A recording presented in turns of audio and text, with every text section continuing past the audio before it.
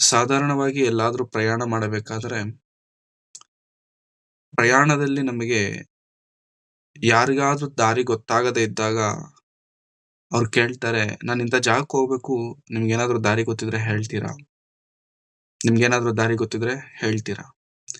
ಈ ರೀತಿ ಹೇಳಿದಾಗ ನಮಗ್ ದಾರಿ ಗೊತ್ತಿದ್ರೆ ಅಲ್ಲಿಂದಾನೇ ಹೇಳ್ತೇವೆ. ಇಲ್ಲಿಂದ ಸ್ಟ್ರೈಟ್‌ಗೆ ಹೋಗಿ, ಲೆಫ್ಟ್‌ಗೆ ಹೋಗಿ ಏನೋ ಒಂದು ಹೇಳ್ತೇವೆ. ಅವ್ರು ಕೇಳಿದಂತ ಅಡ್ರೆಸ್, ಅವ್ರು ಕೇಳಿದಂತ ಗಮ್ಯ, ಅದೇ ಸ್ಥಳಕ್ಕೆ ನಾವು ಕೂಡ ಹೋಗ್ತಿದ್ದೇವೆ ಅನ್ಕೊಳ್ಳಿ.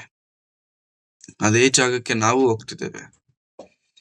ಅವಾಗೇನ್ ಹೇಳ್ತೇವೆ, "ನಾನು ಅಲ್ಲಿಗೆ ಹೋಗ್ತಿದ್ದೇನೆ. ನನ್ನನ್ನ ಫಾಲೋ ಮಾಡಿ. ಇಬ್ರು ಸೇರಿ ಒಂದೇ ಕಡೆಗೆ ಹೋಗೋಣ." ಹೌದಾ? ಇದು ಪ್ರಾಕ್ಟಿಕಲ್ ಥಿಂಗ್. ಇದು ಸಹಜವಾಗಿ ನಮ್ಮ ದೈನಂದಿನ ಜೀವನದಲ್ಲಿ ನಡೆಯುವಂತ ಒಂದು ಸಂಘಟನೆ. ಯಾಕೆ ಈ ಸಂದರ್ಭ ಇವತ್ತು ನಾನು ಹೇಳ್ತಿದ್ದೇನೆ ಅಂತಂದ್ರೆ, ಕ್ರೈಸ್ತರಾದಂತ ನಾವು, ದೇವರನ್ನು ಅಂಗೀಕರಿಸಿದಂತ ನಾವು, ಇತರರಿಗೆ ಅಥವಾ ಹೊಸದಾಗಿ ಕ್ರಿಸ್ತನನ್ನು ಅಂಗೀಕರಿಸಿದವರಿಗೆ ನಾವು ಬಾಯ್ದೆರೆದು ಹೇಳಲಿಕ್ಕಾಗತ್ತಾ, "ನೀನು ನನ್ನನ್ನು ಹಿಂಬಾಲಿಸು" ಎಂಬುದಾಗಿ. ನೀನು ನನ್ನನ್ನು ಹಿಂಬಾಲಿಸು. ಯಾಕೆಂದ್ರೆ ನಾನು ಅಲ್ಲಿಗೆ ಹೋಗ್ತಿದ್ದೇನೆ.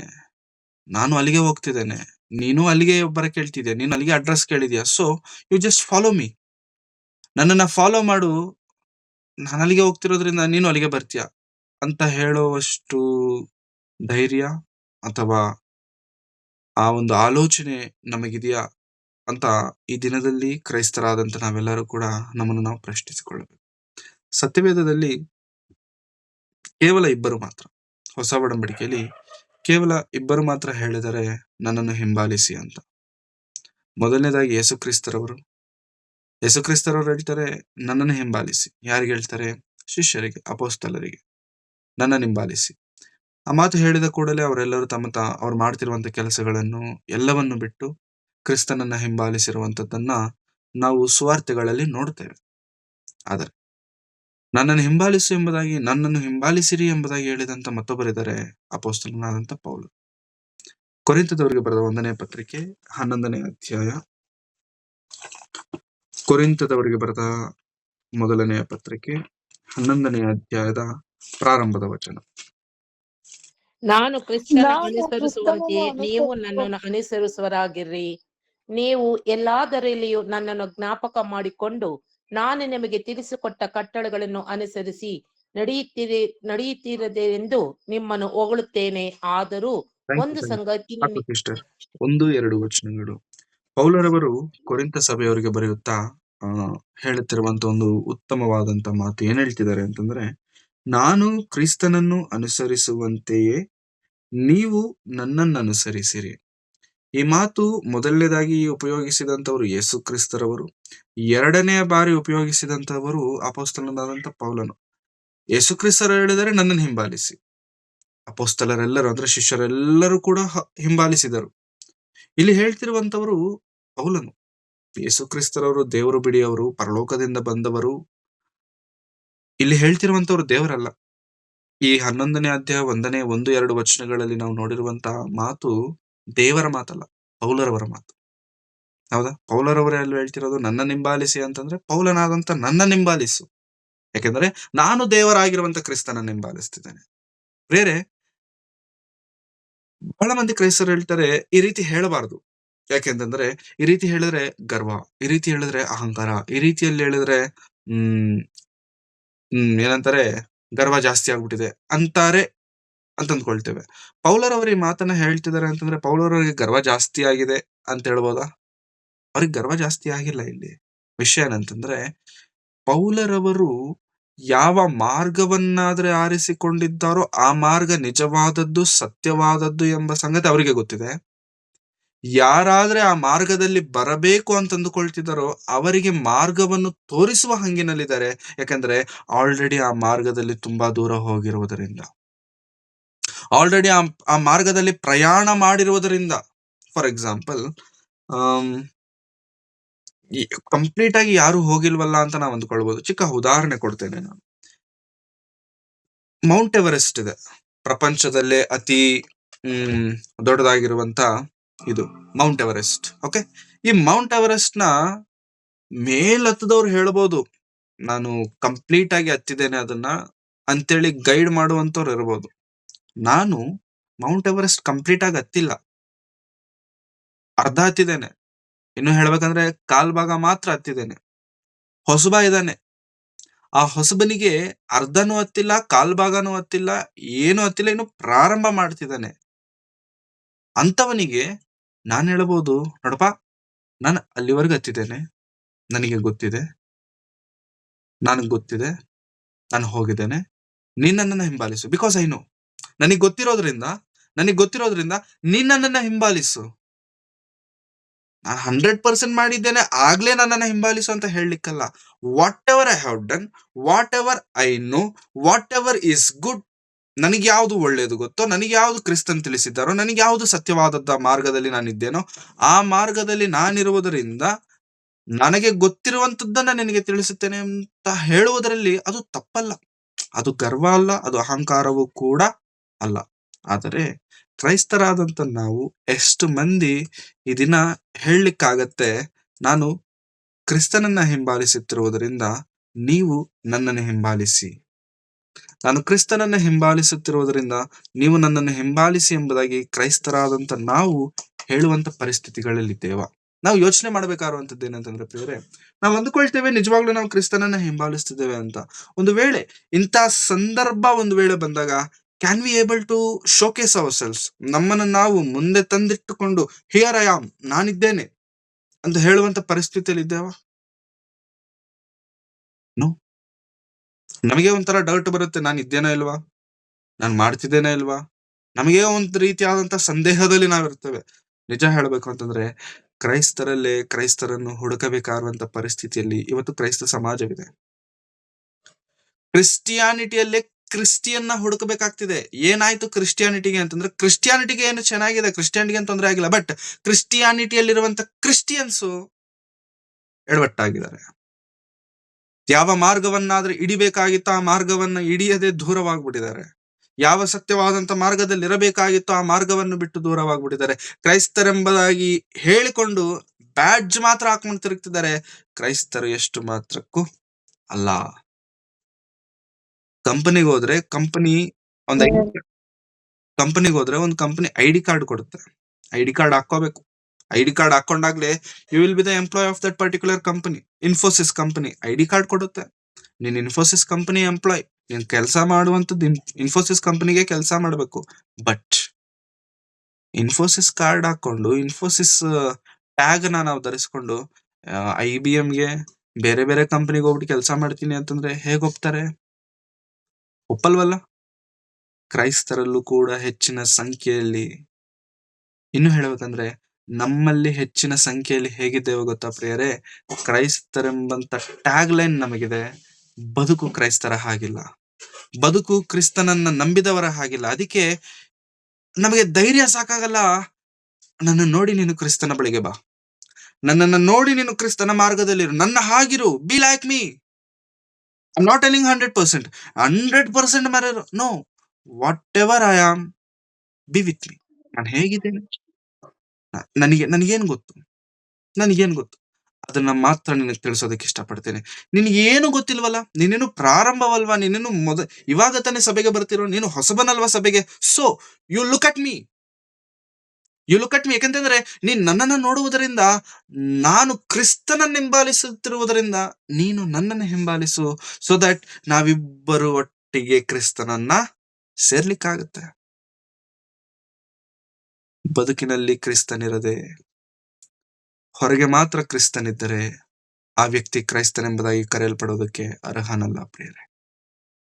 ಬದುಕಿನಲ್ಲಿ ಕ್ರಿಸ್ತನಿದ್ದಾಗ ಹೊರಗೆ ಕ್ರೈಸ್ತನಾಗಿ ಕಾಣಿಸಿಕೊಳ್ಳುವುದಕ್ಕೆ ಆಕ್ಟಿಂಗ್ ಮಾಡ್ಬೇಕಾರುವಂತ ಅವಶ್ಯಕತೆ ಇಲ್ಲ. ಯಾಕಂತಂದ್ರೆ ಒಳಗಿಂದ ಬರುತ್ತೆ. ನನ್ನಲ್ಲಿರುವಂತ ಒಳ್ಳೆತನ ಅನ್ನುವಂಥದ್ದು, ಪ್ರಾರ್ಥನೆ ಅನ್ನುವಂಥದ್ದು, ಭಯಭಕ್ತಿ ಅನ್ನುವಂಥದ್ದು ನಟನೆ ಮಾಡಬೇಕಾರುವಂತ ಅವಶ್ಯಕತೆ ಇಲ್ಲ. It comes naturally. ಬಹಳ ಮಂದಿ ಕ್ರೈಸ್ತರಾದಂತ ನಮ್ಮಲ್ಲಿ ನ್ಯಾಚುರಲ್ ಆಗಿ ಬರುವಂತ ಭಕ್ತಿ ಬೇರೆ ಇರುತ್ತೆ, ನಾಟಕ ಮಾಡಿ ಬರುವಂತ ಭಕ್ತಿ ಬೇರೆ ಇರುತ್ತೆ. ನ್ಯಾಚುರಲ್ ಆಗಿ ಬರುವಂತ ಭಕ್ತಿ ಓವರ್ ಆಕ್ಟಿಂಗ್ ಮಾಡಲ್ಲ. ನಾಟಕ ಮಾಡುವಂತ ಭಕ್ತಿ ಅತಿ ಭಕ್ತಿ ತೋರಿಸ್ತಿರ್ತೇವೆ. ಭಕ್ತಿ ತೋರ್ಸೋದ್ ತಪ್ಪಲ್ಲ, ಅತಿ ಭಕ್ತಿ, ಓವರ್ ಇಂಗ್ಲಿಷ್ ಅಲ್ಲಿ ಹೇಳ್ತಾರೆ, ಟೂ ಮಚ್ ಇಸ್ ಟೂ ಬ್ಯಾಡ್.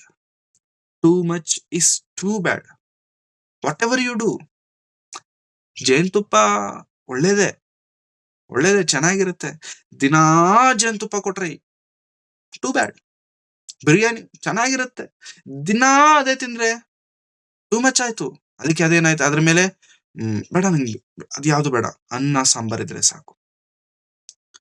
ಭಕ್ತಿನೂ ಕೂಡ ಕ್ರೈಸ್ತರಲ್ಲಿ ಏನ್ಬಿಟ್ಟಿದೆ ಗೊತ್ತಾ, ಟೂ ಮಚ್ ಆಗ್ಬಿಟ್ಟಿದೆ. ಅವಾಗ ಕ್ರೈಸ್ತನ ಏನ್ ಹೇಳ್ತಾರೆ ಗೊತ್ತಾ, ನಿನ್ನ ಹತ್ರ ಎಷ್ಟಿರ್ಬೇಕೋ ಭಕ್ತಿ ಅದಕ್ಕಿಂತ ಜಾಸ್ತಿ ಇದೆ, ನನಗ್ ಬೇಡ.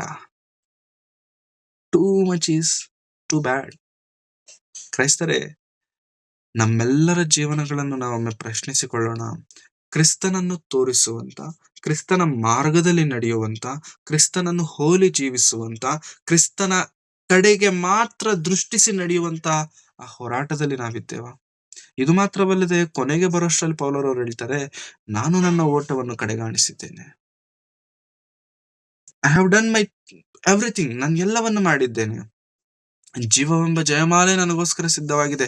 ಪೌಲನಿ ಮಾತನ್ನ ಅಹಂಕಾರದಿಂದಲೋ ಗರ್ವದಿಂದಲೋ ಬೇರೆ ಬೇರೆ ನಾವು ಯಾವ್ದಾದ್ರೆ ಹೇಳ್ಕೊಳ್ತೀವಲ್ಲ ಅದರಿಂದ ಹೇಳ್ಕೊಳ್ತಿಲ್ಲ. He is confident about himself. He is confident. ಆತನಿಗೆ ತನ್ನ ಮೇಲಿರುವಂತ ನಂಬಿಕೆ ಅಂತದ್ದು, ತಾನು ಮಾಡಿರುವಂತ ಸೇವೆ ಅಂತದ್ದು, ತಾನು ಪಟ್ಟಂತ ಶ್ರಮೆಗಳು ಅಂತವಾಗಿರೋದ್ರಿಂದ he is confident upon him. ನನಗೆ ನೀತಿ ಕಿರೀಟ ಬರುತ್ತೆ, ನನಗೆ ಜೀವವೆಂಬ ಜಯಮಾಲೆ ಬರುತ್ತೆ. Are you sure about that? Are we sure about that? ಪರಲೋಕಕ್ಕೆ ಹೋಗ್ತೇವ ಪ್ರಿಯರೇ? ಯೇಸುಕ್ರಿಸ್ತರವರು 2ನೇ ಬರೋಣದಲ್ಲಿ ಬಂದಾಗ ನಮ್ಮ ಹೆಸರುಗಳನ್ನ ಕೂಗಿ, ಬಾ ನಿನಗೋಸ್ಕರ ಜೀವೆಂಬ ಜಯಮಾಲೆಯನ್ನು ನಾನು ಸಿದ್ಧ ಮಾಡಿದ್ದೇನೆ, ಕಮಾನ್ ಟೇಕ್ ಇಟ್, ತೆಗೆದುಕೋ ಎಂದು ಹೇಳುವಂತ ಪರಿಸ್ಥಿತಿಯಲ್ಲಿ ನಾವಿರ್ತೇವೋ ಇಲ್ವೋ? ದಯವಿಟ್ಟು ನಮ್ಮ ಬದುಕುಗಳನ್ನು ಪ್ರಶ್ನಿಸಿಕೊಳ್ಳೋಣ ಪ್ರಿಯರೇ. ಬಹಳ ಮಂದಿ ಕ್ರೈಸ್ತರು ನಾವೆಲ್ಲರೂ ಏನಂದ್ಕೊಂಡ್ಬಿಟ್ಟಿದ್ದೇವೆ ಗೊತ್ತಾ ಪ್ರಿಯರೇ, ವಾಕ್ಯ, ಬೈಬಲ್, ಸುವಾರ್ತೆ ಅಂತಂದ್ರೆ ಇತರರನ್ನು ರಕ್ಷಣೆಗೆ ತರುವುದಕ್ಕೆ ಎಂಬುದಾಗಿ. No sir. ಕ್ರೈಸ್ತರೇ, ನಾವು ಅರ್ಥ ಮಾಡಿಕೊಳ್ಳೋಣ, ಬೈಬಲ್ ಇತರರಿಗಲ್ಲ, ನಮಗೆ. ವಾಕ್ಯ ಬೇರೆಯವ್ರಿಗಲ್ಲ, ನಮಗೆ.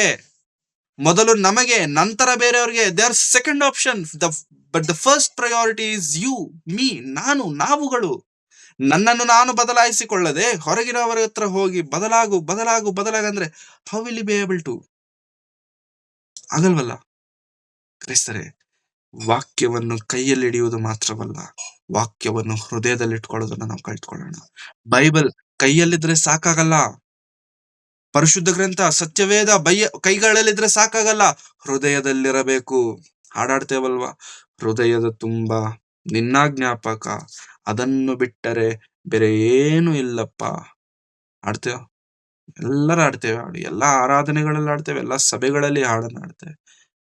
ಈಗ ನಿಜ ಹೇಳೋಣ, ಹೃದಯ ತುಂಬಾ ದೇವರ ಜ್ಞಾಪಕಗಳಿದಾವ. ಮತ್ತೆ ಅದಕ್ಕೆ ಜೋಡಿಸಿ ಇನ್ನೊಂದೇನ್ ಹೇಳಿದ್ದಾರೆ ಹಾಡುಗಾರನು, ಅದನ್ನು ಬಿಟ್ಟರೆ ಬೇರೆ ಏನೂ ಇಲ್ಲ. ಸತ್ಯನಾ? ಎಷ್ಟರವರೆಗೂ ಸತ್ಯನೋ ನಮಗೆ ಗೊತ್ತಿದೆ ಪ್ರೇರೆ. ಅದಕ್ಕೆ ಒಬ್ಬ ದೊಡ್ಡ ದೈವ ಸೇವಕರು ಹೇಳ್ತಾರೆ, ನೀವು ಕ್ರೈಸ್ತರು ಸುಳ್ಳು ಹೇಳೋದನ್ನ ನೀವು ಕೇಳಬೇಕಾ, ಅವರು ಸುಳ್ಳು ಆಡೋದನ್ನ ನೀವು ಕೇಳಬೇಕು ಅಂತಂದ್ರೆ ಅವರ ಕೈಗಳಲ್ಲಿ ಕೀರ್ತನೆಗಳ ಪುಸ್ತಕವನ್ನು ಕೊಟ್ಟು, ಹಾಡುಗಳ ಪುಸ್ತಕವನ್ನು ಕೊಟ್ಟು ಹಾಡಾಡ ಕೇಳಿದ್ರೆ ಅವಾಗ ಕ್ರೈಸ್ತರೆಲ್ಲರೂ ಸುಳ್ಳು ಹೇಳೋದನ್ನ ನೀವು ಕೇಳ್ತೀರಾ ಅಂತ. ಅದ್ರ ಅರ್ಥ ಏನೋ ಗೊತ್ತಾ ಪ್ರಿಯರೇ? ಅದ್ರ ಅರ್ಥ ಏನೋ ಗೊತ್ತಾ? ಹಾಡುಗಳನ್ನ ಹಾಡ್ತಿದ್ದೇವಷ್ಟೇ, ಮಾಡ್ತಿಲ್ಲ. ಹಾಡುಗಳನ್ನ ಹಾಡೋದಕ್ಕೆ ಬಹಳ ಚೆನ್ನಾಗಿದೆ, ಹೃದಯದ ತುಂಬಾ ನಿನ್ನ ಜ್ಞಾಪಕ, ಅದನ್ನು ಬಿಟ್ಟರೆ ಬೇರೆ ಏನಿಲ್ಲಪ್ಪ. ಎಷ್ಟರವರೆಗೂ ಜ್ಞಾಪಕಗಳನ್ನ ಇಟ್ಕೊಂಡಿದ್ದೇವೋ, ಅದನ್ನ ಬಿಟ್ಟರೆ ಬೇರೆ ವಿಷಯ ಏನ್ ಗೊತ್ತಾ? ಹೃದಯದ ತುಂಬಾ ಬೇರೆ ಎಲ್ಲ ಜ್ಞಾಪಕಗಳೇ. ದೇವರಿಗೆ ಅವಕಾಶ ಕೊಡ್ತಿಲ್ಲ ನಾವು. ಭಾನುವಾರ ಒಂದು ದಿನ ದೇವ್ರೇ, ನಿನಗೊಂದು ಸ್ಕೆಡ್ಯೂಲ್ ಇಟ್ಟಿದ್ದೇನೆ ನಾನು, ನಿನಗೊಂದು ಟೈಮ್ ಟೇಬಲ್ ನಾನು ಮೇಂಟೈನ್ ಮಾಡ್ತಿದ್ದೇನೆ, ಅವಾಗ ಮಾತ್ರ ನಿನಗೆ ಅವಕಾಶ. ಬೇರೆ ದಿನ ನೋ, ನಥಿಂಗ್. ಬೇರೆ ದಿನ ಅವಕಾಶ ಇಲ್ಲ. ಯಾಕೆಂತಂದ್ರೆ ಅವಾಗ ನಾನು ಬೇರೆ ಬೇರೆ ಆಲೋಚನೆಗಳನ್ನೆಲ್ಲ ಇಟ್ಕೊಂಡಿರ್ತೇನೆ. ಪ್ರಿಯರೇ, ದಯವಿಟ್ಟು ಈ ಸಾಯಂಕಾಲದ ವೇಳೆಯಲ್ಲಿ ಕ್ರೈಸ್ತರಿಗೆ ಮಾತ್ರ ಹೇಳುತ್ತಿರುವಂತದ್ದು ಏನಂತಂದ್ರೆ, ನಾವು ನಿಜವಾಗ್ಲೂ ಕ್ರೈಸ್ತರಾಗಿದ್ದೇವ? ಕ್ರೈಸ್ತರಿಗೆ ಮಾತ್ರ. ಎಲ್ಲರೂ ಕ್ರೈಸ್ತರಂತ ಅಂದ್ಕೊಂಡ್ರೆ ತಪ್ಪು ಪ್ರಿಯರೇ. ಎಲ್ಲರೂ ಕ್ರೈಸ್ತರು, ದೀಕ್ಷಾ ಸ್ನಾನ ತೆಗೆದುಕೊಂಡವರು ಎಲ್ಲರೂ ಕ್ರೈಸ್ತರು? ಬೈಬಲ್ ಹೇಳುತ್ತೆ ಅಲ್ಲ. ಬೈಬಲ್ ಹೇಳುತ್ತೆ, ದೀಕ್ಷಾ ಸ್ನಾನ ತೆಗೆದುಕೊಂಡವರೆಲ್ಲರೂ ಪರಲೋಕಕ್ಕೆ ಹೋಗಲ್ಲ. ಶಿಷ್ಯರು ಕೇಳ್ತಾರೆ ಯೇಸು ಸ್ವಾಮಿನ, ಸ್ವಾಮಿ, ನಿತ್ಯ ಜೀವವನ್ನು ಪಡೆಯುವವರು ಕೆಲವರೇನಾ, ಸ್ವಲ್ಪ ಜನರ ಅಂತ ಕೇಳಿದಾಗ, ಹೌದು, ಅನೇಕರು ಹೋಗಬೇಕು ಅಂತ ಅಂದ್ಕೊಳ್ತಾರೆ, ಹೋಗಲ್ಲ. ಮತ್ತೆ 300 ಕೋಟಿ ಕ್ರೈಸ್ತರಿದಾರಲ್ವಾ ಪ್ರಪಂಚದಲ್ಲಿ, ಅವ್ರು ಯಾರು ಪರಲೋಕಕ್ಕೆ ಹೋಗಲ್ವಾ? ಹೋಗ್ತಾರೆ, ಬಟ್ 300 ಕೋಟಿ ಹೋಗಲ್ಲ. 300 ಕೋಟಿ ಹೋಗಲ್ಲ. ಇಲ್ಲಿ ಇಷ್ಟು ಜನ KCS ತಂಡದಲ್ಲಿ ನಾವೆಲ್ಲರೂ ಸೇರಿ ಬಂದಿದ್ದೇವೆ ಸ್ವಾಮಿ, ನಾವೆಲ್ಲರೂ ಪರಲೋಕಕ್ಕೆ ಹೋಗ್ಬಿಡ್ತೀವ ಅಂತಂದ್ರೆ ಯೇಸು ಸ್ವಾಮಿ ಹೇಳ್ತಾರೆ, ಎಲ್ಲರೂ ಹೋಗಲ್ಲ ಸರ್. ಯಾಕಪ್ಪ, ಯಾಕೆ ಹೋಗಲ್ಲ? ನಾವ್ ಯಾರು ಪರಲೋಕಕ್ಕೆ ಹೋಗಲ್ವಾ ಅಂತಂದ್ರೆ, ವಾಕ್ಯ ಏನ್ ಹೇಳುತ್ತ ಗೊತ್ತಾ? ನೀನು ಪರಲೋಕಕ್ಕೆ ಸೇರಬೇಕಂದ್ರೆ ನಿನ್ನ ಬದುಕಿನಲ್ಲಿ ಕ್ರಿಸ್ತನಿರಬೇಕು, ನಿನ್ನ ಹೃದಯದಲ್ಲಿ ಕ್ರಿಸ್ತನಿರಬೇಕು. ಕ್ರಿಸ್ತನು ನಿನ್ನ ಹೃದಯದಲ್ಲಿರದೆ ಕ್ರಿಸ್ತನನ್ನ ಹೊರಗಿಟ್ಟು ಪಕ್ಕಕ್ಕಿಟ್ಟು ನಾನು ಕ್ರೈಸ್ತನು, ನಾನು ಪರಲೋಕಕ್ಕೆ ಹೋಗುತ್ತೇನೆ ಅಂತಂದುಕೊಂಡರೆ ಅವನಿಗೆ ಪರಲೋಕ ರಾಜ್ಯದಲ್ಲಿ ಪ್ರವೇಶವೂ ಇಲ್ಲ. There is no entry. ನೀವು ಯಾರೋ ನಾನು ಅರಿಯೇ. ಕ್ರೈಸ್ತರೇ, ನಮ್ಮ ಬದುಕುಗಳು, ನಮ್ಮ ಕುಟುಂಬದ ಪರಿಸ್ಥಿತಿಗಳನ್ನು ನಾವು ಒಮ್ಮೆ ಒಮ್ಮೆ ಒಮ್ಮೆ let's just rethink our families, our lives, ನಮ್ಮ ಬದುಕುಗಳನ್ನ ಒಮ್ಮೆ ಮತ್ತೆ ಯೋಚನೆ ಮಾಡೋಣ. ಯಾಕೆಂತಂದ್ರೆ ವಾಕ್ಯ ಹೇಳುತ್ತೆ ಮೊದಲು ದೇವರ ತೀರ್ಪು ಪ್ರಾರಂಭವಾಗುವಂತದ್ದು ತನ್ನ ಮನೆಯಿಂದ ಪ್ರಾರಂಭವಾಗುತ್ತೆ. ಎಲ್ಲಿಂದಲೂ ಅಲ್ಲ, ಹೊರಗಿಂದ ಬರಲ್ಲ ತೀರ್ಪು, ಮನೆಯಿಂದ ಪ್ರಾರಂಭ. ಮನೆ ಯಾರ ಮನೆ? ಎಲ್ಲಿ ಮನೆ? ಎಲ್ಲಿದೆ ಮನೆ? ನಾವೇ ಆತನ ಮನೆ, ನಾವೇ ಆತನ ಆಲಯ. ನಿನ್ನ ದೇಹವೇ ದೇವಾಲಯ, ಗರ್ಭಗುಡಿಯಾಗಿದೆ ಎಂದು ನಿನಗೆ ತಿಳಿಯದು. ಹಾಳು ಮಾಡಬೇಡಿ ನಿಮ್ಮ ಗರ್ಭಗುಡಿಗಳನ್ನು, ದೇಹವನ್ನು ಹಾಳು ಮಾಡಬೇಡಿ. ವಾಕ್ಯ ಹೇಳುತ್ತೆ, ಈ ದೇಹದಲ್ಲಿ ದೇವರಿರಬೇಕಾದರೆ, ಇಲ್ಲಿಂದ ತೀರ್ಪು ಪ್ರಾರಂಭವಾಗಬೇಕಾದರೆ ನಾವು ಹೇಗಿದ್ದೇವೆ ಪ್ರಿಯರೇ? ನಾವು ಹೇಗಿದ್ದೇವೆ? ದಯವಿಟ್ಟು ಕ್ರೈಸ್ತರೆಂದು ಕರೆಯಲ್ಪಡುವುದಕ್ಕೆ ದಯವಿಟ್ಟು ಇಷ್ಟಪಡ್ತಿದ್ದೀರಾ, ವೆರಿ ಗುಡ್. ಬಟ್ ಎಷ್ಟು ಪಡ್ತಿದ್ದೇವೋ ಬದುಕು ಕೂಡ ಅಷ್ಟೇ ಇರಬೇಕು. ಬದುಕಿನಲ್ಲಿ ಕ್ರಿಸ್ತನಿಲ್ಲದೆ ಹೋದರೆ, ಬದುಕಿನಲ್ಲಿ ವಾಕ್ಯವಿಲ್ಲದೆ ಹೋದರೆ, ದಟ್ ಈಸ್ ಯೂಸ್ ಫಾರ್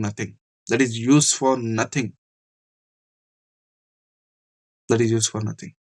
ಹಾಗಾಗಿ ವಾಕ್ಯ, ದೇವರು, ಪ್ರಾರ್ಥನೆ, ಧರ್ಮಶಾಸ್ತ್ರ ಇವೆಲ್ಲ ಬಹಳ ಪ್ರಾಮುಖ್ಯವಾದಂತ ಘಟ್ಟಗಳು. ಹಾಗಾಗಿ ಯಾವುದು ಮುಖ್ಯನೋ ಅದರ ಹಿಂದೆ ನಾವು ಓಡಬೇಕು, ಯಾವುದು ಮುಖ್ಯವಲ್ಲವೋ ಅದರ ಹಿಂದೆ ಓಡುವುದರಿಂದ ಪ್ರಯೋಜನವೇನು ಇಲ್ಲ. ಫಾರ್ ಎಕ್ಸಾಂಪಲ್, ಹೋಟೆಲ್ಗೆ ಹೋಗ್ಬಿಟ್ಟು ಇಡ್ಲಿ ಆರ್ಡರ್ ಹೇಳಿದ್ವಿ,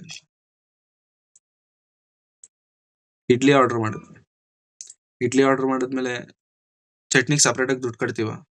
ಸಾಂಬಾರ್ಗೆ ಸಪ್ರೇಟ್ ಆಗಿ ದುಡ್ಡು ಕೊಡ್ತೀವ? ಇಲ್ಲ. ಇಡ್ಲಿ ತಗೊಂಡ್ರೆ ಚಟ್ನಿ ಆಟೋಮೆಟಿಕ್ ಆಗಿ ಕೊಟ್ಬಿಡ್ತಾರೆ, ನೀವು ಕೇಳಬೇಕಾದಂತ ಅವಶ್ಯಕತೆ ಇಲ್ಲ. ಸಾಂಬಾರ್ ಆಟೋಮೆಟಿಕ್ ಆಗಿ ಕೊಟ್ಬಿಡ್ತಾರೆ, ನಾವು ಕೇಳಬೇಕಾದಂತ ಅವಶ್ಯಕತೆ ಇಲ್ಲ. That's A by product. ಹೌದಾ? ಇಡ್ಲಿ ತಗೊಂಡಿದೀವಿ ಅಂತಂದ್ಮೇಲೆ ಅದು ಆಟೋಮೆಟಿಕ್ ಆಗಿ ಬರುತ್ತೆ. ನಿನ್ನಲ್ಲಿ ನನ್ನಲ್ಲಿ ಕ್ರಿಸ್ತನಿದ್ದರೆ ಪ್ರತಿದಿನ ಪ್ರಾರ್ಥನೆ ಬರುತ್ತೆ. ನಿನ್ನಲ್ಲಿ ನನ್ನಲ್ಲಿ ವಾಕ್ಯವಿದ್ದರೆ ಪ್ರತಿದಿನ ದೇವರನ್ನು ನೆನೆಸಿಕೊಳ್ಳುವಂಥದ್ದು ಬರುತ್ತೆ. ನಿನ್ನಲ್ಲಿ ನನ್ನಲ್ಲಿ ದೇವರಿದ್ದರೆ, ಯೇಸು ಕ್ರಿಸ್ತರವರಿದ್ದರೆ ನನ್ನ ಬದುಕು ಬದಲಾಗುತ್ತೆ. ನಾವೆಲ್ಲರೂ ಯಾವ್ದ್ರ ಮೇಲೆ ಫೋಕಸ್ ಮಾಡ್ತೀವಿ ಗೊತ್ತಾ? ಪ್ರತಿದಿನ ಪ್ರೇಯರ್ ಮಾಡಬೇಕು, ಪ್ರತಿದಿನ ವಾಕ್ಯ ಓದಬೇಕು. Yes, it is a very good thing. ನಾನು ಅದು ತಪ್ಪು ಅಂತ ನಾನು ಹೇಳ್ತಿಲ್ಲ, ಅದು ತುಂಬಾ ಒಳ್ಳೆ ನಿರ್ಣಯ, ಅದು ತುಂಬಾ ಒಳ್ಳೆ ಆಕ್ಟಿವಿಟಿ. ಆದರೆ ಮುಖ್ಯವಾದದ್ದು ಇದಲ್ಲ, ಮುಖ್ಯವಾದದ್ದು ಕ್ರಿಸ್ತನಿದ್ದಿದ್ರೆ ಇದು ಆಟೋಮೆಟಿಕ್ ಆಗಿ ಬರ್ತಿತ್ತು. ಇದ್ರ ಮೇಲೆ ಫೋಕಸ್ ಮಾಡ್ಬೇಕಾರಂತ ಅವಶ್ಯಕತೆ ಇರ್ತಿರ್ಲಿಲ್ಲ.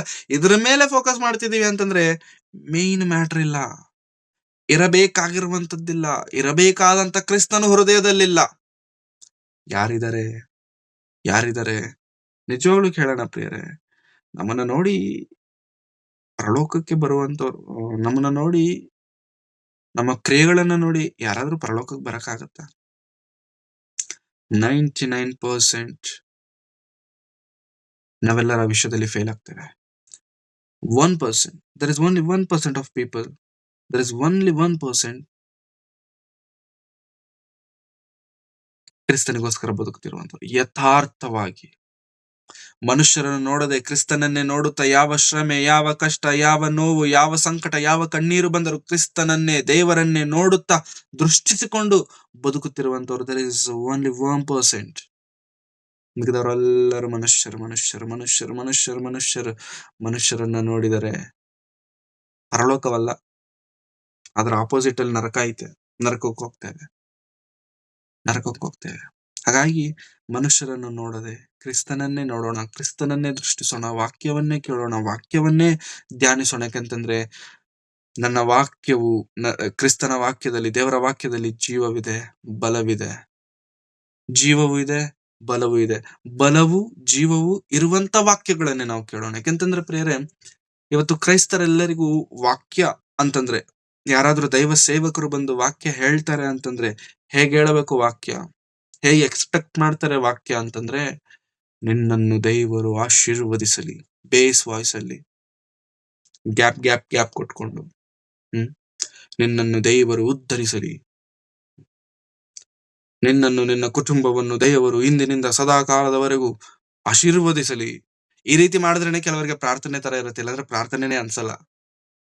ಅದು ಅವ್ರು ತಪ್ಪಲ್ಲ ಪ್ರಿಯರೇ, ನಮ್ಮ ಕಮ್ಯುನಿಟಿ, ನಮ್ಮ ಸಮಾಜ, ಕ್ರೈಸ್ತ ಸಮಾಜ ಆ ರೀತಿಯಾಗಿ ಬೆಳೆದುಕೊಂಡು ಬಂದ್ಬಿಟ್ಟಿದೆ. ಇವ್ರು ವಾಕ್ಯ ಕೇಳಿದ್ರೆ ವಾಕ್ಯ ಕೇಳ್ದಂಗೆ ಇರೋದಿಲ್ಲ ಅಂತಾರೆ. ಯಾಕೆ ಅಂತಂದ್ರೆ ಇವ್ರು ಈ ರೀತಿ ಬೇಸ್ ವಾಯ್ಸ್ ಅಲ್ಲಿ ಮಾತಾಡಲ್ವಲ್ಲ, ಅದಕ್ಕೆ ವಾಕ್ಯ ಕೇಳ್ದಂಗೆ ಇರಲ್ಲ.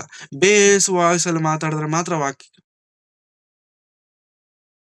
ಅಪೊಸ್ತಲನಾದಂತ ಪೌಲನೇ ಆಗಲಿ, ಅಪೊಸ್ತಲನಾದಂತ ಪೇತ್ರನೇ ಆಗಲಿ, ಬೇಸ್ ವಾಯ್ಸ್ ಇಂದ ಮಾತಾಡ್ದಂಗೆ ಎಲ್ಲೂ ಇಲ್ಲ. ಪೌಲನ್ ಹೇಳ್ತಾನೆ, ನಾನು ಗ್ರೀಕನಿಗೆ ಗ್ರೀಕನು, ಯೂದನಿಗೆ ಯೂದನು, ಎಲ್ಲರಿಗೆ ಎಲ್ಲ. ನಾನು ನಿನ್ನ ಹತ್ರ ಹೆಂಗ್ ಮಾತಾಡ್ಬೇಕು ಹಂಗ ನಾನು ಮಾತಾಡ್ತೇನೆ. ನನ್ನ ಟೋಟಲ್ ಆಲೋಚನೆ ಒಂದೇ, ನಿನ್ನನ್ನ ಹೇಗಾದರೂ ಮಾಡಿ ಕ್ರಿಸ್ತನ ಬಳಿಗೆದರು, ಇಷ್ಟೇ. ಇದು ಬಿಟ್ರೆ ಬೇರೆ ಆಲೋಚನೆ ಏನು ಇಲ್ಲ. ನಮಗ ಹಂಗಲ್ಲ. ನೀನ್ ಹಿಂಗ್ ಮಾತಾಡಿದ್ರೇನೆ ನನಗೆ ಬೇಕು, ನೀನು ಹಿಂಗ್ ಮಾತಾಡಿದ್ರೇನೆ, ನೀನು ಹಿಂಗ್ ಹೇಳಿದ್ರೇನೆ ನಾನು ಬರ್ತೇನೆ, ಇಲ್ಲಂತಂದ್ರೆ ಬರಲ್ಲ. ಅಂತವ್ರನ್ನ ಸತ್ಯವೇದ ಏನ್ ಹೇಳುತ್ತೆ ಗೊತ್ತಾ? ತೀಟೆ ಕಿವಿಯುಳ್ಳವರು. ತೀಟೆ ಕಿವಿ. ತುಂಬಾ ಸಭೆಗಳಲ್ಲಿ, ತುಂಬಾ ಚರ್ಚ್ಗಳಲ್ಲಿ ನಡೆಯುವಂತದ್ದು ಏನೋ ಗೊತ್ತಾ? ಚರ್ಚ್ಗೆ ಬರುವಂತ ಸಭಿಕರೇ ಸೇವಕರನ್ನ ನೋಡ್ಕೊಳ್ತಿರ್ತಾರೆ. ಅವ್ರಿಗೆ ಏನೇನ್ ಬೇಕು ಎಲ್ಲ ಉಪಚಾರ ನೋಡುವಂಥದ್ದು, ಎವ್ರಿಥಿಂಗ್ ನೋಡ್ಕೊಳ್ತಿರ್ತಾರೆ. ವಾಸ ಕೊಡುವಂಥದ್ದು, ಎವ್ರಿಥಿಂಗ್ ಅವರು ಎಲ್ಲ ನೋಡ್ಕೊಳ್ತಿರ್ತಾರೆ. ಇವಾಗ ಆ ರೀತಿ ನೋಡ್ಕೊಳ್ತಿರ್ಬೇಕಾದ್ರೆ ಈ ಪಾಸ್ಟರ್ ಏನಾದ್ರೂ ಎಡವಟ್ಟಾಗಿ ಸಭಿಕರಿಗೆ ಅನನುಕೂಲವಾದಂತ ವಾಕ್ಯಗಳನ್ನಾಗ್ಲಿ ಮಾತುಗಳನ್ನಾಗಲಿ ಆಡಿದ್ರು ಅಂತ ಅಂದ್ಕೊಳ್ಳಿ, ಅವ್ರಿಗೆ ತೀಟೆ ಕಿವಿ ಅಲ್ವಾ, ಅವ್ರಿಗೆ ಇಷ್ಟ ಆಗಿಲ್ಲ ಅಂತ ಅಂದ್ಕೊಳ್ಳಿ, ನೆಕ್ಸ್ಟ್ ಭಾನುವಾರಕ್ಕೆ ಅವ್ರು ಇರಲ್ಲ. ಏನಾದ್ರು ಅಂತಂದ್ರೆ ಇಲ್ವಲ್ಲ ನಮಗೇನ್ ಬೇಕೋ ಅದು ಹೇಳ್ತಿಲ್ವಲ್ಲ, ಅದಕ್ಕೆ ಕಳಿಸ್ಬಿಟ್ವಿ. ತೀಟೆ ಕಿವಿ. ನಮ್ಮ ಕಿವಿಗಳು ಏನ್ ಬಯಸ್ತಿದಾವೆ, ನಮ್ಮ ಕಿವಿಗಳಿಗೆ ಏನ್ ಬೇಕಿದೆ? ವಾಕ್ಯ ಬೇಡ ನಮ್ಗೆ ಏನ್ ಬೇಕು ಅದನ್ನ ಹೇಳೋರು ಬೇಕು ನಮಗೆ. ನಾನು ಏನ್ ಹೇಳ್ತೀನೋ ಅದನ್ನ ಹೇಳೋರು ಬೇಕು ನನಗೆ. ವಾಕ್ಯ ಏನ್ ಹೇಳುತ್ತೆ, I am list bothered about that, I don't care. ವಾಕ್ಯ ಏನ್ ಹೇಳುತ್ತೆ ನನಗೆ ಬೇಡ, ನಾನೇನ್ ಹೇಳ್ತೇನೆ ಅದನ್ನ ಸಭೆಯಲ್ಲಿ ಹೇಳ್ಬೇಕು. ಪಾಸ್ಟರ್ ಅವರಲ್ಲ, ಪಾಸ್ಟರ್ ಅಲ್ಲಿ ನಿಂತ್ಕೊಂಡವ್ರಲ್ಲ, ಅವ್ರ ಹಿಂದ್ಗಡೆ ಪ್ರಾಂಪ್ಟ್ ಕೊಡ್ತಿರೋರು ಇರ್ತಾರೆ ಇನ್ನೊಬ್ರು, ಅವ್ರು ಪಾಸ್ಟರ್, ಅವ್ರು ದೊಡ್ಡ ಪಾಸ್ಟರ್. No sir. ವಾಕ್ಯ, ದೇವರು, ಬದುಕು, ನಮ್ಮ ಬದುಕುಗಳನ್ನು ಒಮ್ಮೆ ನಾವು ನೋಡಿಕೊಳ್ಳೋಣ, ತಿದ್ದುಕೊಳ್ಳೋಣ. ಒಂದು ವೇಳೆ ಬಲಹೀನತೆ ನಮ್ಮಲ್ಲೆಲ್ಲರಲ್ಲೂ ಇರ್ತವೆ, ಬಲಹೀನತೆಗಳು ಎಲ್ಲರಲ್ಲೂ ಇರ್ತವೆ ಪ್ರಿಯರೇ. ಆದ್ರೆ ಬಲಹೀನತೆಗಳಲ್ಲಿ ಬಲವು ಬೇಕಂತಂದ್ರೆ ಅದು ವಾಕ್ಯದಿಂದಲೇ ಸಾಧ್ಯ, ಕ್ರಿಸ್ತನಿಂದಲೇ ಸಾಧ್ಯ. ಮುಳುಗುತ್ತಿರುವಂತ ಪೇತ್ರನಿಗೆ ಏನ್ ಮಾಡಬೇಕೋ ಗೊತ್ತಾಗದೇ ಇದ್ದಾಗ ಕೂಗುವಂತದ್ದು ಕ್ರಿಸ್ತನನ್ನು, ಕರೆದಂತದ್ದು ಕ್ರಿಸ್ತನನ್ನು. ನಾವು ಕೂಡ ನಮ್ಮ ಬದುಕಿನಲ್ಲಿ ಮುಳುಗೋಗ್ತಿದ್ದೇವ, ಏನ್ ಮಾಡ್ಬೇಕು ಗೊತ್ತಾಗದೇ ಇರುವಂತ ಪರಿಸ್ಥಿತಿ, ಬಲಹೀನರಾಗ್ತಿದ್ದೇವ, ಬಿದ್ದೋಗ್ತಿದ್ದೇವ, ವಿತೌಟ್ ಸೆಕೆಂಡ್ ಥಾಟ್, ಎರಡನೇ ಆಲೋಚನೆ ಇಲ್ಲದೆ ನಾವು ಕೂಗಬೇಕಾಗಿರುವಂತದ್ದು, ಸಹಾಯ ಕೇಳಬೇಕಾಗಿರುವಂತದ್ದು ಕ್ರಿಸ್ತನನ್ನು. ಕರ್ತನೇ, ನನಗೆ ಕಾಪಾಡು, ನನಗೆ ಸಹಾಯ ಮಾಡು, ನಿನ್ನ ವಾಕ್ಯ ನನಗೆ ಬೇಕು, ನಿನ್ನ ಕರ ನನಗೆ ಬೇಕು, ನಿನ್ನ ಹಸ್ತ ನನಗೆ ಬೇಕು. ನಾನು ಮುಳುಗೋಗ್ತಿದ್ದೇನೆ, ಬಿದ್ದೋಗ್ತಿದ್ದೇನೆ, ಹಾಳಾಗ್ತಿದ್ದೇನೆ, ನಾಶವಾಗೋಗ್ತಿದ್ದೇನೆ, ಸಹಾಯ ಮಾಡು. ಯಾಕೆಂದ್ರೆ 1 ದಿನ 2 ದಿನ ಕ್ರೈಸ್ತನಾಗಿರೋದಕ್ಕೆ ನನಗೆ ಬೇಡ ಸ್ವಾಮಿ. 1 ವಾರ 2 ವಾರ ಕ್ರೈಸ್ತನಾಗಿರೋದು ನನಗೆ ಬೇಡ ಸ್ವಾಮಿ. ಉಸಿರು ನಿಲ್ಲುವ ತನಕ ನಿನಗೋಸ್ಕರ ಬದುಕ್ತೇನೆ. ಇದೇ ನಾನು ಪ್ರಮಾಣ ಮಾಡಿದ್ದೇನೆ. ಆ ಪ್ರಮಾಣಕ್ಕೆ ತಕ್ಕಂತೆ ನಾನು ಜೀವಿಸ್ತೇನೆ. ಇದೇ ನಾನು ದೀಕ್ಷಾ ಸ್ನಾನ ತೆಗೆದುಕೊಳ್ಳಬೇಕಾದ್ರೆ ಪ್ರಮಾಣ ಮಾಡಿದ್ದೇನೆ. ನಾನು ಕೊನೆಯ ಉಸಿರಿನವರೆಗೂ ನಿನಗೋಸ್ಕರ ಬದುಕ್ತೇನೆ ಅಂತ. And I will fulfil my promise. ಒಂದು ದಿನ 2 ದಿನ ಕ್ರೈಸ್ತನಲ್ಲ, ಒಂದು ವಾರ 2 ವಾರ ಕ್ರೈಸ್ತನಲ್ಲ, 1 ವರ್ಷ 2 ವರ್ಷ ಕ್ರೈಸ್ತನಲ್ಲ, ಕ್ರಿಸ್ಮಸ್ ಕ್ರೈಸ್ತನಂತೂ ಅಲ್ಲವೇ ಅಲ್ಲ. ಸಹಾಯ ಮಾಡು ಕರ್ತನೆ. ಕೇಳಿ ಕ್ರಿಸ್ತನನ್ನ, ಕೇಳೋಣ ದೇವರನ್ನ, ಆತನು ನಮಗೆ ಸಹಾಯ ಮಾಡ್ತಾನೆ. ಹಾಗಾಗಿ ಪ್ರಿಯರೇ, ಈ ದಿನ ನಾವು ಅರ್ಥ ಮಾಡಿಕೊಳ್ಳಬೇಕಾರುವಂತದ್ದು ಅಂತಂದ್ರೆ, ನಮ್ಮ ಬದುಕು ಕ್ರಿಸ್ತನನ್ನು ತೋರಿಸುವಂತ ಬದುಕಾಗಿರಬೇಕು.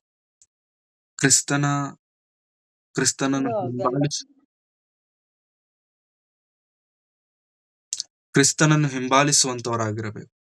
ಆತನ ವಾಕ್ಯವನ್ನು ಕೇಳುವವರು ಆಗಿರಬೇಕು. ಆತನ ಚಿತ್ತವನ್ನು ನೆರವೇರಿಸುವವರಾಗಿರಬೇಕು. ಒಂದು ದಿನ ಯೆಹೋಶುವನು ಹೇಳಿದಂತ ಮಾತು ನಾವು ಕೂಡ ಹೇಳುವಂತಾಗಬೇಕು. ನಾನು ನನ್ನ ಮನೆಯವರು ಯೆಹೋವನನ್ನೇ ಸೇವಿಸುವೆ. ನಾನು ನನ್ನ ಮನೆಯವರು ಯೆಹೋವನನ್ನೇ ಸೇವಿಸುವೆವು. ಯಾವಾಗಾದ್ರೆ ಈ ಮಾತು ನಮ್ಮ ಬದುಕಿನಲ್ಲಿ, ನಮ್ಮ ಹೃದಯದಲ್ಲಿ ನೆರವೇರುತ್ತೋ, ಅವಾಗ ಕ್ರಿಸ್ತನ ರಾಜ್ಯವು ಸ್ಥಾಪಿಸಲ್ಪಡುತ್ತದೆ. ಹಾಗಾಗಿ ಪ್ರಿಯರೇ, ವಾಕ್ಯ ಯಾರಿಗೋ ಎಂಬುದಾಗಿ ಅಂದುಕೊಳ್ಳುವುದಕ್ಕಿಂತ ಮೊದಲು ವಾಕ್ಯ ನನಗೆ, ನನ್ನ ಕುಟುಂಬಕ್ಕೆ, ನನ್ನ ಹೃದಯಕ್ಕೆ, ನನ್ನ ಆತ್ಮಕ್ಕೆ, ಅದು ನನ್ನನ್ನು ಪೋಷಿಸುವಂಥದ್ದು. ಯಾವಾಗಾದ್ರೆ ನಾನು ವಾಕ್ಯದಿಂದ ತುಂಬಲ್ಪಡುತ್ತೇನೋ, ಆವಾಗ ಇತರರನ್ನು ಹೊಸಬರನ್ನು ಕ್ರಿಸ್ತನ ಬಳಿಗೆ, ಕ್ರಿಸ್ತನ ಮಾರ್ಗದಲ್ಲಿ ಸ್ಥಿರವಾಗಿ ಬಲವಾಗಿ ನಿಲ್ಲಿಸಲು ನನ್ನಿಂದ ಸಾಧ್ಯವಾಗುತ್ತೆ. ಅದು ಆಗದಂತ ದಿನ, ಅದು ಇಲ್ಲದಂತ ದಿನ, ಎಷ್ಟೇ ಹೇಳಿದರು, ಎಷ್ಟೇ ವಾಕ್ಯ ಕೇಳಿದರು, ಎಷ್ಟೇ ಬೋಧಕರು ಬಂದು ಪ್ರಾರ್ಥನೆ ಮಾಡಿದರು, ಎಷ್ಟೇ ಬೋಧಕರ ಮೂಲಕವಾಗಿ ಪ್ರಾರ್ಥನೆ ಮಾಡಿಸಿಕೊಂಡರೂ ಕೂಡ ಬದುಕಿನಲ್ಲಿ ಕ್ರಿಸ್ತನಿಗೆ ಅವಕಾಶ ಕೊಡದೆ ಹೋದರೆ ಶೂನ್ಯ, ಝೀರೋ. ಹಾಗಾಗಿ ಈ ಸಾಯಂಕಾಲದ ವೇಳೆಯಲ್ಲಿ ಎಲ್ಲರೂ ಪ್ರೇಯರ್ ಮುಗಿದ್ಮೇಲೆ ತಿಂಡಿ ಮಾಡ್ಕೊಂಡು ಮಲಗ್ತೇವಲ್ವಾ? ಮಲಗಕ್ ಮುಂಚೆ, ದೇವರೇ, ನಿನಗೋಸ್ಕರ ನಾನು ಬದುಕಬೇಕು, ನಿನ್ನ ಸೇವೆ ನಾನು ಮಾಡಬೇಕು, ನಿನ್ನನ್ನು ಹೋಲಿ ನಾನು ಜೀವಿಸಬೇಕು, ನಿನ್ನ ಮಾರ್ಗದಲ್ಲಿ ನಡೆಯುವುದಕ್ಕೆ ನಿನ್ನ ದಾರಿ ನನಗೆ ತೋರಿಸು. ಆಗಲೇ ಸಿಸ್ಟರ್ ಒಂದು ವಚನ ಹಾಕಿದ್ದಾರೆ, ನಿನ್ನ ವಾಕ್ಯವು ನನ್ನ ಕಾಲಿಗೆ ದೀಪವು, ನನ್ನ ದಾರಿಗೆ ಬೆಳಕು ಆಗಿದೆ. ಆ ರೀತಿ ನಾನಿರಬೇಕು ಸ್ವಾಮಿ. ಆ ರೀತಿ ನಿನ್ನ ವಾಕ್ಯ ನನಗೆ ಬೇಕು. ಪ್ರತಿ ಕ್ಷಣ, ಪ್ರತಿ ದಿನ, ಪ್ರತಿ ಗಳಿಗೆ, ಪ್ರತಿ ಗಂಟೆ, ಎವ್ರಿ ಇಯರ್ ನಿನ್ನ ವಾಕ್ಯ ನನಗೆ ಬೇಕು. ಸಹಾಯ ಮಾಡು ಕರ್ತನೆ ಎಂಬುದಾಗಿ ಕ್ರಿಸ್ತನನ್ನು ಕೇಳೋಣ, ಬೇಡಿಕೊಳ್ಳೋಣ. ದೇವರು ತಾನೇ ನಮ್ಮನ್ನು, ನಮ್ಮೆಲ್ಲರನ್ನು, ನಮ್ಮ ಕುಟುಂಬಗಳನ್ನು, ನಮ್ಮ ಸೇವೆಯನ್ನು, ನಮ್ಮ ಸಭೆಯನ್ನು ಕಾಪಾಡಿ ನಡೆಸಿ ಬಲಪಡಿಸಲಿ ಎಂಬುದಾಗಿ ಕೇಳಿಕೊಳ್ಳುತ್ತಾ ನನ್ನ ಮಾತುಗಳನ್ನು ಮುಗಿಸ್ತಿದ್ದೇನೆ. ಕಣ್ಣುಗಳನ್ನು ಮುಚ್ಚಿ ತಲೆಗಳನ್ನು ಬಾಗಿಸಿ ಪ್ರಾರ್ಥನೆ ಮಾಡಿಕೊಳ್ಳೋಣ. ಪ್ರೀತಿ ಸ್ವರೂಪನಾದ ತಂದೆಯಾದ ದೇವರೇ, ನಿಮ್ಮ ಪರಿಶುದ್ಧವಾದ ನಾಮಕ್ಕಾಗಿ ನಿಮಗೆ ವಂದನೆಗಳನ್ನು ಸಲ್ಲಿಸುತ್ತೇನೆ ಸ್ವಾಮಿ. ಕರ್ತನೆ, ಈ ಸಾಯಂಕಾಲದ ವೇಳೆಯಲ್ಲಿ ನಿಮ್ಮನ್ನು ಹೋಲಿ ನಾವು ಬದುಕಬೇಕು, ನಿಮ್ಮ ವಾಕ್ಯದ ಪ್ರಕಾರವಾಗಿ ನಾವು ಜೀವಿಸಬೇಕು, ನಿಮ್ಮ ಚಿತ್ತವನ್ನು ನಾವು ನೆರವೇರಿಸಬೇಕು. ನಾವು ಬದುಕುವುದು ಮಾತ್ರವಲ್ಲದೆ ಇತರರನ್ನು ಆ ಸತ್ಯವಾದ ನಿಜವಾದ ಮಾರ್ಗದಲ್ಲಿ ನಡೆಸಬೇಕೆಂಬಂತ ಸತ್ಯವನ್ನು ನಾವು ಕೇಳಿದ್ದೇವೆ. ಕೇಳಿದ ಮಾತುಗಳನ್ನು ಬಿಟ್ಟು ಬಿಡದೆ ನಮ್ಮ ಹೃದಯಗಳಲ್ಲಿಟ್ಟುಕೊಂಡು ಜೀವಿಸುವಂತೆ ಸಹಾಯ ಮಾಡಿ. ಈ ತಂಡ ಇನ್ನೂ ಹೆಚ್ಚಾಗಿ ನಿಮ್ಮಲ್ಲಿ, ನಿಮ್ಮ ವಾಕ್ಯದಲ್ಲಿ ಅಭಿವೃದ್ಧಿ ಹೊಂದುತ್ತಾ ಈ ಕರ್ನಾಟಕ ರಾಜ್ಯದಲ್ಲಿ ನಿಮ್ಮ ಸತ್ಯ ಸುವಾರ್ತೆಯನ್ನು ಪ್ರಕಟಿಸುವವರಾಗಿರುವುದಕ್ಕೆ ನೀವು ಸಹಾಯ ಮಾಡಿ. ಕರ್ತನೆ, ಈ ತಂಡವನ್ನು ನಡೆಸುತ್ತಿರುವಂತಹ ನಾಯಕರನ್ನು, ಅವರ ಕುಟುಂಬಗಳನ್ನು ನಿಮ್ಮ ಕರಗಳಿಗೆ ಒಪ್ಪಿಸಿಕೊಡುತ್ತಿದ್ದೇನೆ. ಪ್ರತಿಯೊಬ್ಬರನ್ನು ನೀವು ಬಲಪಡಿಸಿ ನೀವೇ ಜೊತೆಗಾರನಾಗಿದ್ದು ನಡೆಸಬೇಕೆಂಬುದಾಗಿ ಬೇಡಿಕೊಳ್ಳುತ್ತಾ, ಈ ಗೂಗಲ್ ಮೀಟ್ಗೆ ಸೇರಿ ಬಂದಿರುವಂತಹ ಎಲ್ಲರನ್ನೂ, ಅವರ ಕುಟುಂಬಗಳನ್ನು ನಿಮ್ಮ ಕರಗಳಲ್ಲಿ ಒಪ್ಪಿಸಿಕೊಡುತ್ತಿದ್ದೇನೆ. ನೀವೇ ಜೊತೆಗಾರನಾಗಿದ್ದುಕೊಂಡು ನಡೆಸಿ, ಕುಟುಂಬಗಳಲ್ಲಿರುವಂತಹ ಬಲಹೀನತೆಗಳು, ಕುಟುಂಬದಲ್ಲಿರುವಂತಹ ತೊಂದರೆಗಳಿಂದ ಸಮಾಧಾನ, ಶಾಂತಿ, ನೆಮ್ಮದಿಯನ್ನು ನೀವೇ ಕೊಟ್ಟು ನಡೆಸುತ್ತೀರಿ ಎಂಬುದಾಗಿ ನಂಬುತ್ತಾ ಯೇಸು ಕ್ರಿಸ್ತರವರ ಪರಿಶುದ್ಧವಾದಂಥ ನಾಮದಲ್ಲಿ ಪ್ರಾರ್ಥಿಸಿ ಬೇಡಿ ಹೊಂದಿದ್ದೇನೆ ತಂದೆಯಾದ ದೇವರೇ. Amen. Amen. Amen. Praise Praise the the Lord. Lord. Praise the Lord. Amen. Praise the Praise the Lord. Lord.